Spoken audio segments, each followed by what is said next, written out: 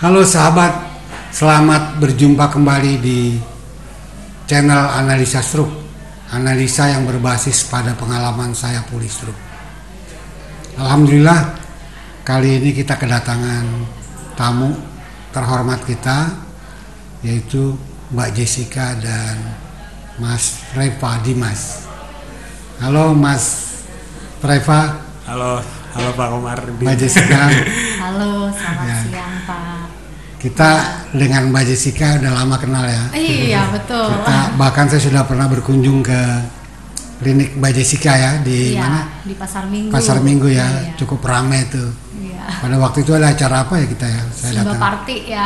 Zumba party ya. Sama edukasi tentang kesehatan. Dan kebetulan juga waktu itu ada peragaan Pinera ya, cuman saya nggak begitu memperhatikan pada waktu itu. Karena waktu itu ramai banget, jadi banyak banget satu waktu itu ada 3 kegiatan. Iya. Betul. Dan sekarang Mbak Jessica nih kebetulan apa sih namanya tadi memperkenalkan teknologi Pinera ya kepada kita semua nih komunitas Kresna Yasroki yang ada di Bekasi ya. Iya. Alhamdulillah. Dan kebetulan nih Mas Reva ahlinya ya di bidang teknologi Pinera. Jadi Pinera ini sebetulnya gabungan dari 2 entitas, Pak. Iya. Medica Brand Sejahtera dan Arufana. Nah, Arufana ini perusahaan yang bergerak di bidang teknologis, IT dan metaverse. Nah, Medica Brand Sejahtera sendiri lebih ke distribusi alat-alat kesehatannya. Oh, oke. Gitu. Jadi ini kita mengkawinkan ya. Jadi ini 2 itu ya. Iya, betul. Dan kita melahirkan satu produk yang namanya Pinera. Pinera ya. Dan saya memang lihat tadi ya sepintas dan memang itu sangat membantu ya untuk orang stroke, karena stroke itu kalau menurut pemahaman saya ada 2. Yang pertama basic, yang kedua teknis. Basic itu ketika kita kena stroke Mbak Jessica, itu pikiran yang harus dinetralisir, beban pikiran yang harus dinetralisir. Yang kedua adalah usahakan kita jangan terlalu capek. Itu ketika kita mau proses penyembuhan ya. Dan yang ketiga makanan. Makanan itu juga makanan yang terkait yang mengandung lemak jenuh, yang menyebabkan kolesterol jahat terproduksi, kemudian apalagi kekentalan darah terjadi gitu. Dan yang kedua adalah masalah teknis. Nah, masalah teknis ini yang memang kadang-kadang orang abai karena teorinya tahu tapi malas melakukannya. Dan kebetulan ini saya lihat Pinera menghadirkan sebuah teknologi ya yang memang betul-betul menurut saya bisa menolong, membantu stroker-stroker yang sedang merenovasi bagian tubuhnya akibat terdampak stroke. Nah, bisa nggak nih Mbak Jessica menjelaskan ini? Iya, sebetulnya Pinera sendiri mungkin dari namanya ya sedikit feminim, padahal memiliki arti ya. Pinera itu Virtual Neuroengineering and Restoration. Jadi memang kita menghadirkan Pinera untuk keterapian pasien-pasien pasca stroke. Nah, kenapa? Karena kita melihat selama ini seperti yang Pak Komarudin bilang, mungkin mereka sudah tahu teorinya ya, secara teknis harus bergerak terus, harus distimulasi terus gitu. Tapi dengan jangka waktu yang diperlukan, berlatih dengan jangka waktu yang lama, jenuh, malas, kadang ada demotivasi, bolak-balik seminggu 3 kali atau seminggu 2 kali ke klinik, latihannya gitu-gitu aja lagi, gitu-gitu terus di rumah kayak gitu lagi. Nah, oleh karena itu kita dari sisi itu kita juga ingin menghadirkan bahwa seseorang yang terapi ini harus bahagia dong menjalaninya gitu kan. Harus merasa gembira, merasa ikhlas. Nah, caranya gimana? Dengan teknologi dan medis yang kita gabungkan di Pinera, kita ingin seperti main game aja gitu, gamification gitu yang tidak membosankan dan ada rasa wah setelah ini kita improve apalagi ya next level kayak kita main game kan ada level berikutnya lagi, ada level berikutnya lagi. Nah, jadi tahapan-tahapan keterapian ini bisa dijalani dengan rasa oh ya kita improve tapi tidak merasa lelah, tentunya tidak merasa ada yang demotivasi gitu. Nah, mungkin bisa ditambahkan nih secara teknologis gimana nih? Mungkin secara teknologi gimana? Anak gamer lagi nih. Kalau secara teknologi sebetulnya Finera ini mengadopsi teknologi yang namanya virtual reality, Pak. Gitu. Jadi virtual reality ini menjadi salah satu teknologi yang mungkin belakangan cukup agak naik nih gara-gara COVID kemarin kan. Cukup in gitu kan, dan banyak juga yang terhighlight juga gitu. Mulai dari mungkin kalau saya bisa tarik lagi tuh sebenarnya VR itu virtual reality itu bagian dalam satu teknologi besar namanya extended reality gitu. Di dalamnya tuh ada virtual reality gitu kan, ada mixed reality, ada juga augmented reality gitu. Dan seperti yang sudah saya sampaikan tadi ya, sebenarnya VR virtual reality itu udah ada cukup lama kayak gitu, cuman memang adopsinya spesifik hanya untuk bidang-bidang tertentu gitu. Nah, mungkin mulai sudah cukup familiar itu di teknologi imersif, itu di teknologi extended reality itu ketika ada game namanya Pokemon Go. Nggak tahu lah, Pak. Nah, jadi mungkin Masnya tahu. Mungkin Masnya tahu Pokemon Go gitu. Jadi main game, Pak, pakai handphone fisiknya. Cuman ada mapnya, kayak kita map gitu, terus kita hunting jalan nanti ketemu Pokemon gitu. Paham saya, paham. Iya, itu teknologi namanya augmented reality, Pak. Jadi memang salah satu bagian ya, artinya kita berinteraksi dengan objek digital. Kalau augmented reality itu kan objek objek digital yang dibawa ke dunia kita kayak gitu. Nah, kalau VR itu sebaliknya, justru kita ini yang masuk ke dalam dunia 3D-nya, dunia virtual gitu. Kalau misalnya tadi augmented aset digital yang ditarik, dunia digital yang ketarik ke kehidupan kita gitu. Nah, ini kehidupan kita yang masuk ke dunia digital itu tadi. Nah, karena kita masuk ke sebuah dunia baru, itu memungkinkan kita mensimulasikan sesuatu di dalamnya. Jadi memang benar-benar beda, Pak, dengan yang di sini gitu kan. Kalau misalnya saya ketemu nih dengan Pak Komar kan, hadap-hadapan dengan Bu Jessica, ketika kita pakai VR udah hilang semua, Pak, masuk dunia baru gitu. Nah, di VR itu karena tadi basicnya gamification ya, jadi yang kami buat di Finera itu basicnya gamification. Jadi ada target yang ingin dicapai untuk menyelesaikan sebuah tugas. Ada aktivitasnya gitu kan. Nah, aktivitasnya apa? Aktivitasnya sebenarnya bukan yang gimana-gimana banget ya, Bu Jess ya. Itu hal yang umum dilakukan sebetulnya di klinik yang seperti Bapak bilang tadi itu. Ya intinya pergerakan yang repetitif itu tadi kan. Nah, cuman itu tadi kalau misalnya dijalankan dalam suasana terapi gitu kan, terus menerus orang mungkin jenuh. Nah, di sini kita mencoba memainkan sedikit banyak psikis dari pasien ya, untuk menjalankan terapi dengan cara baru, seperti bermain game. Dimana namanya bermain game kan ada achievement yang mau dicapai, target yang mau dicapai, ketika menyelesaikan terus ada yang didapat apa. Dan tanpa gitu. Terasa, terasa itu melatih. Bergerak ya, melatih ya. Mungkin yang perlu ditambahkan sedikit bahwa di sini ada penilaian yang memang secara objektif, Pak, gitu. Karena kan ada alat ukurnya. Oh, ada gitu. ukurannya ya. Iya, jadi bukan hanya udah bisa nih mindahin bola ke keranjang dari keranjang satu ke keranjang lain, tapi secara subjektif mungkin kelihatannya sudah bisa, tapi ukuran nilai tersebut kalau di VR ini kita sudah ada nilainya. Karena perbedaan kita dengan teknologi VR yang lain bahwa kita sudah bisa dengan hand tracking gitu. Biasanya kan kalau VR pakai controller ya, Mas Reva. Kalau kita memang benar-benar sudah menggunakan hand tracking. Gitu. Jadi konsepnya kita buat mission base. Jadi ada sebuah misi yang harus diselesaikan. Oh gitu. Dan ketika misinya terselesaikan, masuk ke misi berikutnya. Dan penyelesaian misi itu tuh terrecord. Nah, waktu tempuhnya yang kita record. Jadi waktu menyelesaikan misi itu berapa lama, berapa cepat dan itu terukur ya. Terukur. Itu nanti terekam, Pak, di tiap terapi pertama, terapi kedua, terapi ketiga, terapi keempat. Nanti akan kelihatan dalam bentuk grafiknya. Jadi pasien bisa mengikuti ya. Betul. Dan perkembangan dia tahu ya.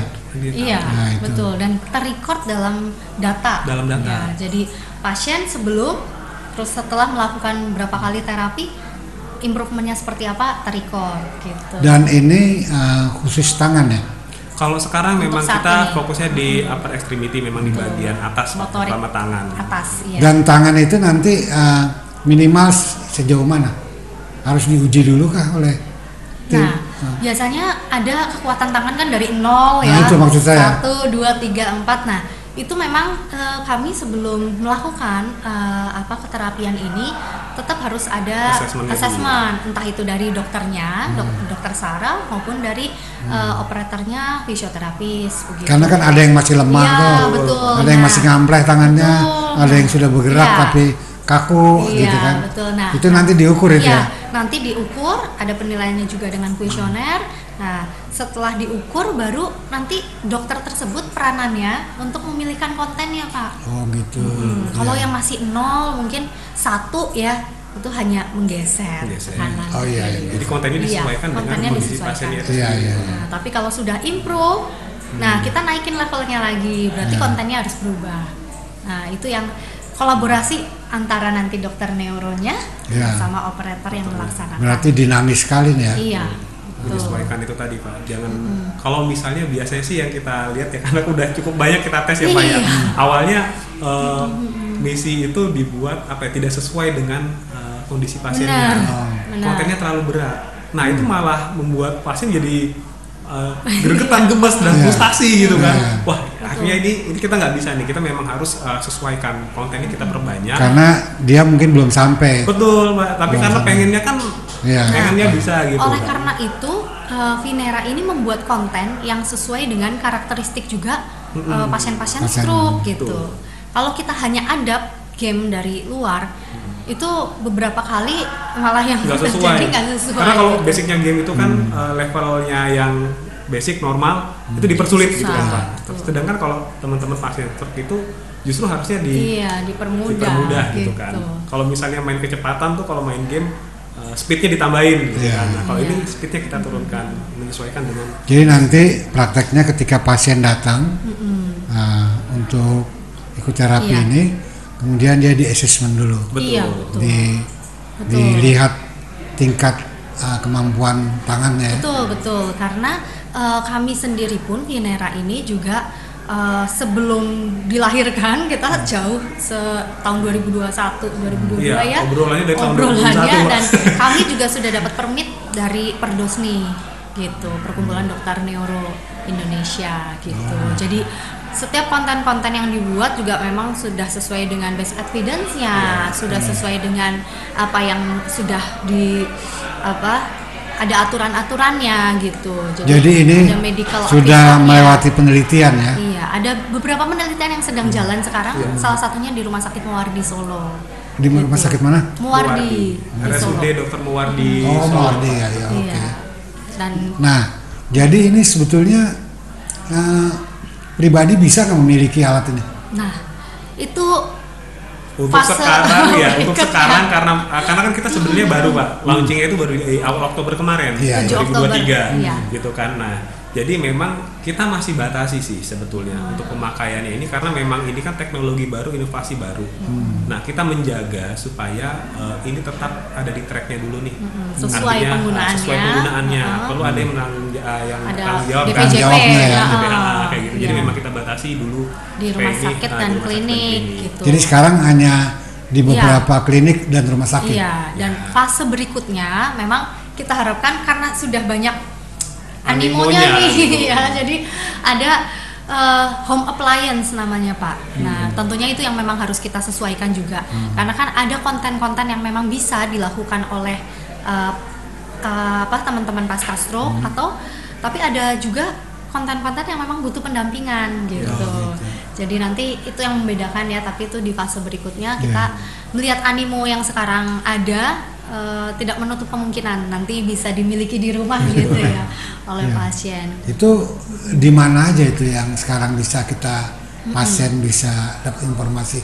Betul. Kemana saja? Kemana klinik mana saja? Kalau di klinik sudah ada di Pasar Minggu, di klinik Budi Dharma. Budi Dharma ya, iya, pastinya. Di jalan apa itu ya? Di Jalan Raya Pasar Minggu nomor 8. Pasar Minggu ya. Nah, kalau di Solo sudah ada juga ya, dan di Rumah Sakit Muwardi. Tapi memang itu masih terbatas untuk riset ya, Pak. Jadi memang pasien nanti akan coba di sana menjalankan terapinya kayak gitu. Tapi untuk penggunaannya itu untuk penggunaan riset. Kalau untuk penggunaan untuk keterapian kita sedang ada implementasi beberapa. Kemarin kita sudah ada implementasi, cuma di 2024 ini sekitar 10 tempat sebetulnya. 10 tempat ya. Tapi sekarang yang pasti ada di Budi Dharma ya. Iya, yang pasti ada di situ. Jadi kalau teman-teman mau boleh datang gitu. Nanti teman-teman kita informasikan. Iya, siap Pak gitu. Karena kan implementasi seperti itu kita butuh training dulu ya dari tenaga operatornya gitu, dan kita juga harus ada beberapa fase tahapan yang dilalui gitu. Jadi ini sebetulnya baru di masyarakat ya, baru di launching. Baru di Indonesia. Kalau di luar negeri sebenarnya. Di luar negeri sudah banyak. Di luar negeri itu waktu kami pameran di Austin, Texas, waktu itu ada 2 produk Pak yang cukup mirip dengan kita gitu di neurologi itu. Cuman 2 produk itu, satu dari US, satu dari Jerman. Kayak gitu. 2 produk ini masih menggunakan controller dari oklusnya, jadi ada benda yang perlu dipegang gitu Pak untuk bisa mengontrol gerakan. Nah, di mana ini kan sebetulnya kurang cocok gitu kan, karena untuk pasien pasca itu kan untuk megang aja susah gitu kan. Padahal yang dilatih pengennya tangan yang lemah gitu. Nah, waktu itu kenapa kita berani kembangkan ini, karena waktu itu kita berhasil membuat teknologi hand trackingnya itu jadi seamless gitu. Jadi seperti yang kelihatan tadi ya, jadi bisa kelihatan tangannya. Saya udah lihat tuh artinya. Tanpa menggunakan itu kan gerakan per jarinya. Jadi ketika itu kita udah unlock gitu, wah ini bisa nih kita dorong, kita kembangkan untuk keterapian nih untuk pasien pasca stroke gitu. Nah, akhirnya jalan atau mulai kita prototyping gitu kan Pak, buat kontennya yang sesuai apa nih, seperti apa gerakan-gerakannya kayak gitu kan. Nah akhirnya lahirlah sampai sekarang Filera itu. Jadi kita bisa bilang mungkin yang di Indonesia ini yang menjadi yang pertama di bidang ini ya, neurologi dan teknologis. Jadi memang ini balik lagi nih, harus kolaborasi Pak. Antara medis sama teknologi gitu ya. Kawin kita Pak. Karena tidak bisa sekarang berdiri sendiri-sendiri, karena dan dalam pelaksanaannya dengan komunitas tentu ya. Iya, betul sekali. Iya. Oke, saya kira apa yang disampaikan oleh Mbak Jessica dan Mas Preva ini sangat baik sekali bagi kita semua, terutama stroker. Ada nggak yang lain yang mau disampaikan lagi Mbak Jessica? Ya. Paling sih ini ya, kita membuka kita tetap ingin apa yang kita lakukan, kita jalankan memang bermanfaat untuk teman-teman, terutama stroker ya, yang sedang memiliki problem, bagaimana cara mengatasi. Karena kalau fisiknya tidak terbenahi, nanti larinya ke psikis. Lari psikis ke dalam lagi, akhirnya bisa terjadi stroke berulang. Itu memang yang harus dicegah ya. Kalau yang masih sehat jangan sampai terkena stroke Kalau yang sudah mengalami serangan stroke jangan sampai kena serangan yang kedua gitu kan. Dan kita harus berjuang dan berusaha. Dan teknologi Finera ini salah satu modalitas yang bisa kita manfaatkan. Betul banget. Mas Preva? Ya, saya sih itu Pak, semoga maksudnya bisa memberikan manfaat ya kepada teman-teman, dan tidak lupa, yang penting teman-teman terus semangat, jangan pernah kendor gitu. Jadi kalau misalnya ngelihat baby baru lahir sampai bisa mandiri itu butuh proses gitu kan. Hal itu juga mungkin bisa dilihat ke teman-teman yang menderita stroke gitu ya. Jadi memang proses itu penting, konsistensi itu penting gitu kan. Semangat terus, jangan pernah kendor gitu kan. Terima keadaan, terima dulu, baru move on gitu kan. Saya kira terima kasih sekali Mbak Jessica, Mbak Preva, sahabat. Tadi kita telah dengarkan bahwa ada teknologi baru, modalitas kita untuk pemulihan stroke kita. Karena itu mari kita berkunjung ke klinik Budi Dharma, karena sekarang di Indonesia baru satu-satunya yang mempraktekkan teknologi ini. Saya kira kita cukupkan sahabat. Terima kasih Mbak Jessica. atas kehadirannya di tempat ini, Mas Prepa. Sekian sahabat, selamat sore, selamat berjumpa kembali di lain kesempatan. Iya.